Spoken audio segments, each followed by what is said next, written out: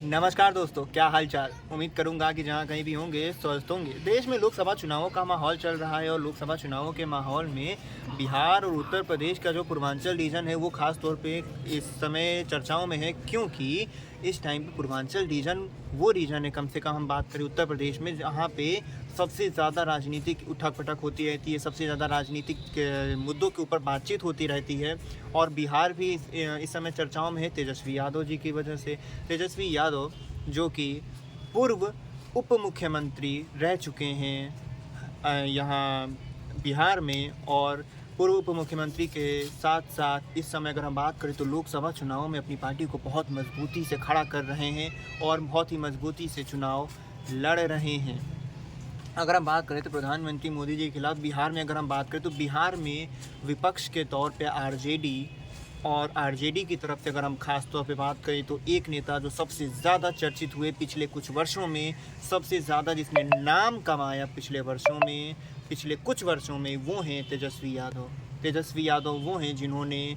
जो कोविड के बाद अगर हम बात करें, जब पहला इलेक्शन कराया गया देश में जो कि बिहार में कराया गया था, तो उस इलेक्शन में पूरी जान लगा दी, और जहाँ पे लग नहीं रहा था कि जो विपक्ष है वो किसी भी तरीके से वापसी कर सकता है। हालांकि एंटी इनकम्बेंसी उस टाइम पे काफ़ी ज़्यादा थी, लेकिन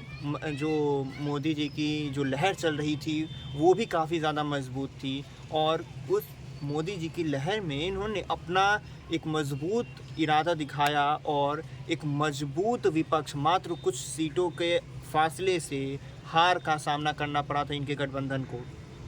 लेकिन अगर हम बात करें इस टाइम पे तो ये है लोकसभा चुनाव, और लोकसभा चुनावों में विधानसभा की बहुत सारी सीटें मिलके तो एक सीट बनती है, यानी कि कहीं ना कहीं क्षेत्र बहुत ज़्यादा बड़ा हो जाता है लोकसभा चुनाव में एक एक सीट के लिए, और एक एक सीट की लड़ाई होने वाली है वैसे भी लोकसभा चुनावों में। तो मैं इस वीडियो को आगे शुरू करूं उससे पहले बस एक छोटी सी रिक्वेस्ट करूंगा कि चैनल पे आएँ तो चैनल को सब्सक्राइब, वीडियो को लाइक और अपने सभी दोस्तों के साथ शेयर जरूर करिएगा। तो शाम का इस समय वक्त हो चुका है, और इस शाम में अभी तक अगर हम बात करें तो आज के दिन तेजस्वी यादव और राहुल गांधी, यानी कि जो गठबंधन बना हुआ है भारत में विपक्षी दलों का, उन गठबंधन की तरफ से अगर हम बात करें तो राहुल गांधी आज शायद गए थे बिहार में, और गठबंधन की तरफ से जब वो गए तो राहुल गांधी और तेजस्वी यादव की जो जोड़ी थी वो वहाँ देखने को मिली, और काफ़ी ज़्यादा लोग सुनने को आए थे। हालांकि तेजस्वी यादव की जो भीड़, जब तेजस्वी यादव जब भाषण देते हैं तो वैसे भी काफ़ी ज़्यादा भीड़ देखने को मिलती है उनके सभाओं में, उनकी जो भी रैलियाँ होती हैं उन रैलियों में। आपने भी हालिया दिनों में सुना ही होगा कि जब अखिलेश यादव आजमगढ़ गए थे तो किस तरीके की स्थितियां देखने को मिली थी। चाहे वो फूलपुर वाला वो जो घटनाक्रम आया था जिसमें बहुत सारे जो लोग थे वो बैरिकेडिंग जो लगाई गई थी उसे तोड़ कर मिलने के लिए जा रहे थे। हालिया दिनों में अगर हम बात करें तो पूर्वांचल जो इलेक्शन चल रहा है यूपी में, वो उसमें भी लगभग वैसी ही स्थितियां देखने को मिल रही है, मतलब समर्थन देखने को मिल रहा है। कम से कम वीडियोस में ये चीज़ें देखने को मिल रही हैं जो हाल बिहार में तेजस्वी यादव के लिए मिलता है, जो तगड़ी भीड़ देखने को मिलती है कि लोग उनको सुनने आ रहे हैं। कुछ वही हाल अखिलेश यादव के साथ हुआ था जब वो फूलपुर गए थे, और उसके अलावा आजमगढ़ में भी कुछ जगहों पे घटनाएं देखने को मिली थी। हालांकि ये जो भीड़ आ रही है, या फिर यूँ कहीं इतने सारे जो लोग, पूरा हुजूम जो लोगों का आ रहा है सुनने के लिए विपक्षी नेताओं को, देखने वाली बात बस ये होगी कि क्या ये जो लोगों का हुजूम है वो वोटों में तब्दील कर पाएंगे कि नहीं, अपने पक्ष में ला पाएंगे या नहीं। क्योंकि याद करिए वो 2020 के आसपास जब वो चुनाव कराए गए थे, कोविड के बाद जब विधानसभा चुनाव हुए थे बिहार में, तब तेजस्वी यादव जी को देखने के लिए तो बहुत सारे लोग आ रहे थे। लंबी लंबी कतारें देखने को मिलती थी, कोई छतों पे चढ़ के देख रहा था, कोई कहीं से देख रहा था, काफ़ी लंबी लंबी भीड़ देखने को मिलती थी। लेकिन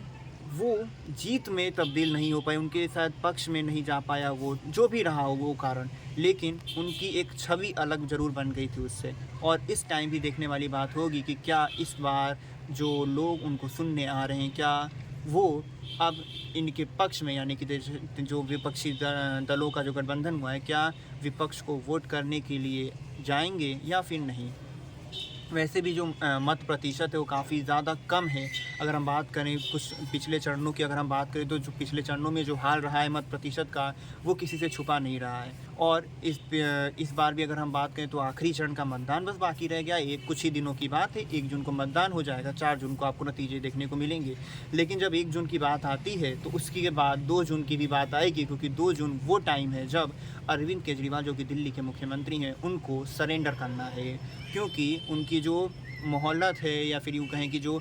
बेल जो ग्रांट करी गई है, जो इंटरीम यानी कि अंतरिम ज़मानत जो मिली है वो 1 को ख़त्म हो जाएगी। हालांकि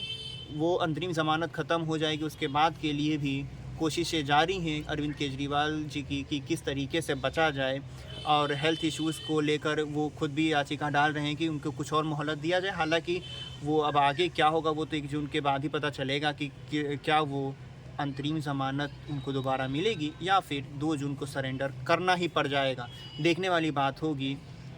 क्योंकि